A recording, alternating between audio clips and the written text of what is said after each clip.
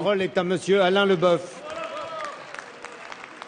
Monsieur le Président, ma question s'adresse à Monsieur le ministre du Redressement productif.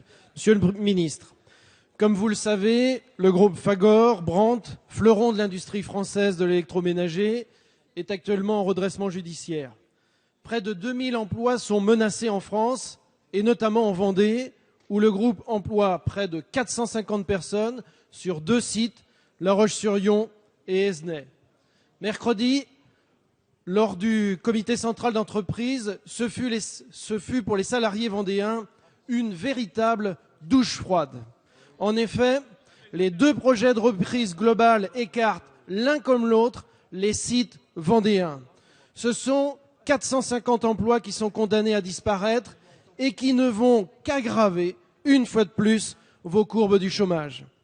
Il s'agit d'offres au rabais qui tirent un trait sur Fagor-Brandt en Vendée. C'est une immense déception. L'inquiétude et la colère des salariés de La Roche-sur-Yon et d'Esnay montent. Déception, mais pas résignation. Il est hors de question de se résigner au sacrifice des salariés vendéens, aux compétences unanimement reconnues.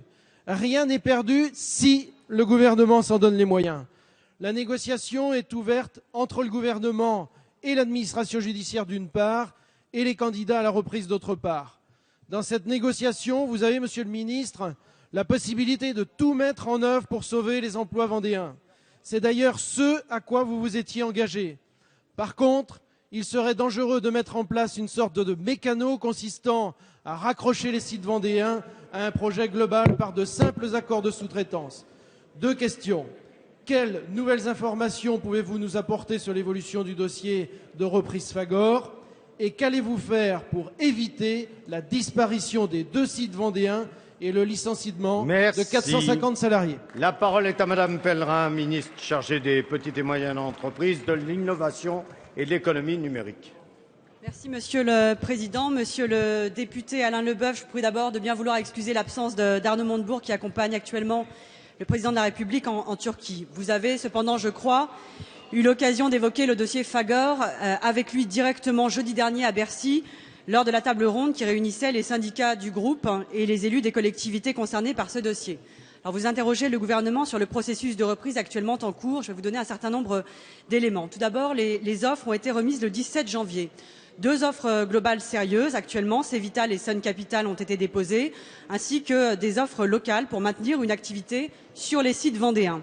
Le gouvernement sera intraitable sur 2 choses. Tout d'abord sur la qualité du repreneur, le fait que ce soit un porteur d'un projet industriel de long terme et non pas un voleur de marque. Et puis sur l'objectif qui est celui de sauver l'activité et un maximum d'emplois sur la quasi-totalité des sites. Alors le prochain mois sera consacré à l'amélioration des offres et à la discussion avec la partie espagnole pour la cession des marques. L'examen par le tribunal français est prévu le 13 février avec une reprise effective espérée en mars, si toutefois la procédure espagnole le permet. Alors que peut-on attendre aujourd'hui en termes d'amélioration de l'offre, puisque c'est là le centre de votre question? Cette amélioration de l'offre porterait essentiellement sur les sites vendéens, puisque vous avez raison, ils ne font pas partie pour l'instant de l'offre initiale de Cevital, qui est aujourd'hui l'offre pourtant la mieux disante d'un point de vue social et industriel. Et donc, comme indiqué par le ministre du Redressement productif aux organisations syndicales et aux élus lors de la réunion tenue à Bercy le 23 janvier dernier, le gouvernement mettra tout en œuvre pour rechercher l'amélioration de cette offre et examiner les différents scénarios possibles pour ces sites vendéens. Je sais que madame la députée Bulto et vous-même et les autres élus vendéens peuvent compter sur la mobilisation de l'État sur ce dossier. Merci.